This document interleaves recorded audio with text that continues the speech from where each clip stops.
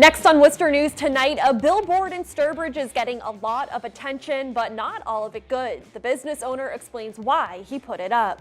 Plus, an app is helping visually impaired shoppers at the grocery store, and Wegmans is the first supermarket chain in the country to use it. Good evening and thanks for joining us. I'm Olivia Lemon. Some good news, the heat and humidity is starting to break, thanks in part to the thunderstorms passing through the area this afternoon. Let's get you straight over to meteorologist Tim Kelly for more. This is the view as the thunderstorm was right over Webster. I was outside in Newton looking toward the west, and you can make out sort of a leading cumulus cloud. Low side, it's only about 5,000 or 10,000 feet tall, and then behind it is the supercell that went right over us with that heavy rain and thunder around 4 o'clock. The temperature went from 90 to 75. And now what's going to happen? The heaviest weather is off to our south. This is a heat-breaking storm that we've experienced. And at midnight tonight, temperature's about 70. It's still rather sticky, and there can be a shower. There's the wake-up weather. Look at that leftover shower, even some thunder at 6 a.m. right over us. Temperatures in the 60s, but the sun's going to come out tomorrow afternoon, and we're only going to go into the 70s with much lower humidity, and we're going to keep it that way through the weekend. More on that in the tropics in a few minutes. And hundreds of people aren't letting the heat bother them at the Brimfield Antique Market. The September edition of the fair started Tuesday, but Thursday's hot weather didn't stop shoppers from visiting. This month's heat is rivaling temperatures the fair saw in July. Again, we'll have a full look at our local forecast coming up later this half hour. A Sturbridge jeweler is getting both backlash and support for a billboard the store put up on Route 20. The advertisement is a play on the NFL's national anthem protest, and while some see it as a lighthearted joke, the business has also received its share of threats over the ad. Our Cam Jandro has the story. If you're going to take a knee this season, please have a ring in your hand. It's the message on Guerreri Jewelers' billboard on Route 20. And it isn't getting the response they expected. People are going to say, we're all going to show up and urinate all over your sidewalks. And it was like, you know, I just can't understand this. The billboard is a play on the NFL kneeling protests. It depicts a man kneeling on a football field proposing. Last season, dozens of NFL players took a knee during the national anthem in a protest against racism and social injustice. But store owner Scott Guerreri says the ad doesn't take any stances. It was never meant to be hate. It was never meant to be racist. It was, you know, it was just a billboard. Guerreri's daughter, Alexandria O'Brien, manages the Sturbridge business. She says the message is meant to stick out more than surrounding advertisements. It's a marketing. I have 6 seconds to get your attention when I do a billboard, and I have even less than that if you're traveling when the light is green. O'Brien says people on social media have threatened to vandalize the store and even told her to commit suicide. Despite all the negativity, she says the billboard is just doing its job. They don't know that there's a billboard on the side of ours. They don't even know what it is. And so ours is working. I'm getting your attention. The billboard has been on Route 20 for less than a week, and the store has already received hundreds of calls about it, good and bad. They say they've done nothing wrong. You know, people need a little humor in their life. And if you can't laugh at life a little bit, you know, really everything has to be taken so seriously. And to be honest, you know, it's a play on words. It's really nothing besides that. Now, Guerreri says he has no regrets putting the billboard up, and regardless of the backlash, he's going to keep it right where it is here on Route 20 in Charlton. He expects it to be there for the majority of the 2018-2019 NFL season. In Charlton, I'm Cam Jandro, Webster News Tonight. And an image showing fallen Weymouth Police Sergeant Michael Chesna is sparking reaction. The Sutton Police Department posted a photo to their Facebook page with the caption, "Believe in something even if it means sacrificing everything." Alicia Palumbo has the story. A Facebook post by a local police department is creating some controversy online. The post features a photo of slain Weymouth Police Sergeant Michael Chesna with the words, "Believe in something even if it means sacrificing everything." It's the same slogan used in the controversial Nike ads featuring Colin Kaepernick. I think they probably could have rethought it a little bit. Some were upset by the post in the context of what Kaepernick was protesting. I don't think it's necessary because It's almost like if they do that, then it looks like they're taking sides. I just don't see why they would use a fallen police officer to present something like that. It just seems taken out of context. Others, like veteran Al Clark, think it's being blown out of proportion. You can't say one thing without somebody being offended by it. It's simply saying, I think if you want to compare Colin Kaepernick's situation compared to a slain police officer, when you say you've sacrificed everything, I don't know how anyone could compare the two.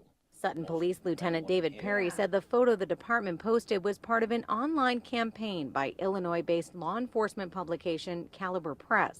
Lieutenant Perry says he wants to assure residents it was not meant to be political. It was not meant in any way to be derogatory or be racial or be divisive. It was merely more to support a local slain police officer.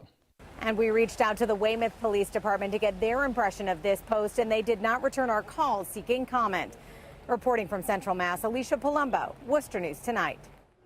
An emergency water main repair caused some traffic delays on the southwest cutoff near Grafton Street Thursday. Worcester's DPW Water Division shut down the main as crews worked to fix the mess. The city says some residents may experience no water, rusty water, or low water pressure.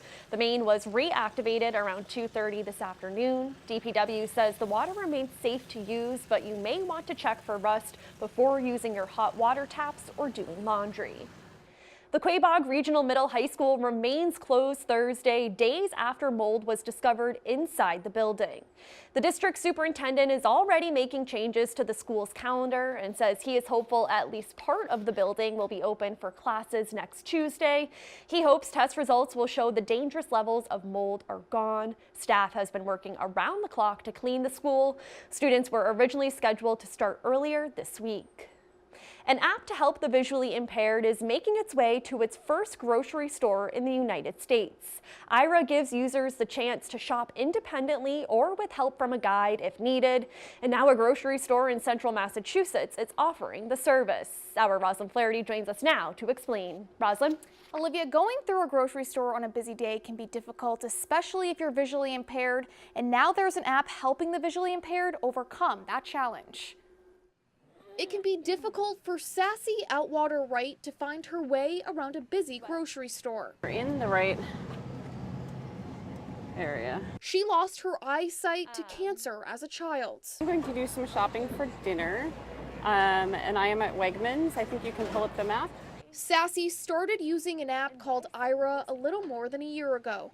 It's designed to help the visually impaired navigate using a smartphone's camera in real time. An Aira agent is trained to tell Sassy where to go.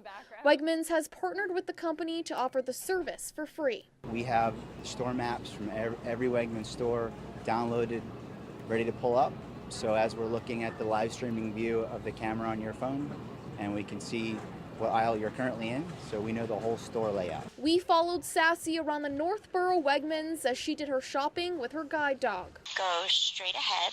There are some, we're passing the floral department right now, so that's going to be on the right-hand side. There's a person with a cart. She can even ask the agent to help her pick out the right bananas. Can you see if you can help me find a yellow or a yellowish? Sassy says she doesn't just use the technology in the store. It also helps her with day-to-day tasks like picking out an outfit, making the app a game changer. This puts me on equal footing to my sighted peers and to everybody who can walk into a grocery store and look around and read print. Now I get to do the same thing. We're even. Aira is only at Wegmans stores, but they hope to expand to others soon. Rosalind Flaherty, Worcester News Tonight. It's not just a place to read anymore. The new Webster Public Library features community rooms and more technology.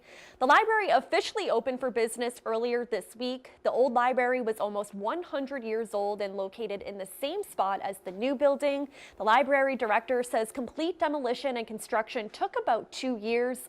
She says she's excited to see the new library put to good use.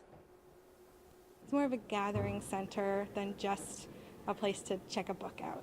And I think that's really important, and Webster especially doesn't really have a general community space, so this is kind of double a library and that for the town. I think it's going to be great. And the total project of the library cost about $12 million. An initiative to help first responders stock up with tools to help children in crisis is being piloted with the Auburn police and fire departments. Project Nova's Badges and Books will supply books and stuffed animals to help distract children involved in a traumatic situation.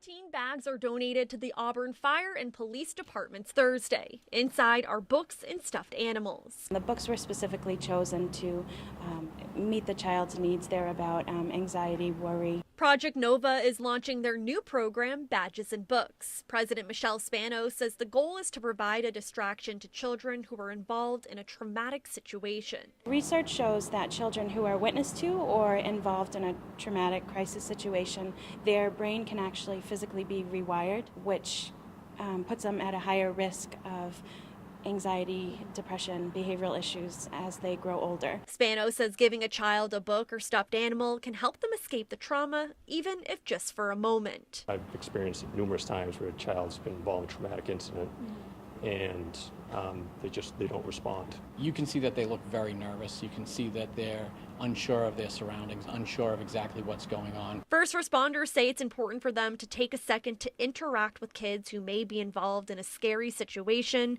and this program will allow them to do so. It makes them think a little bit more and say, somebody does care about me, and we do. And Project Nova is hosting a fundraiser December 8th at St. Joseph's Parish Center in Auburn. All proceeds will go towards badges and books. There was standing room only in City Hall's Levi Lincoln Chamber Wednesday night as residents, business owners, and labor unions shared their thoughts on the PawSox deal. The most common concerns surrounding the proposed almost $90 million project, including jobs and how it would impact residents. But City Councilor Candy Merrill Carlson says taxpayers shouldn't be alarmed by the deal. We have said that there's not going to be taxpayer money spent on the ballpark, which that's the reason why the council went along with this and moving this forward. And while the city and team have signed a letter of intent, Worcester City Council must still approve the deal. Carlson, who also serves as chair of the Economic Development Committee, says Worcester has to keep the process moving forward.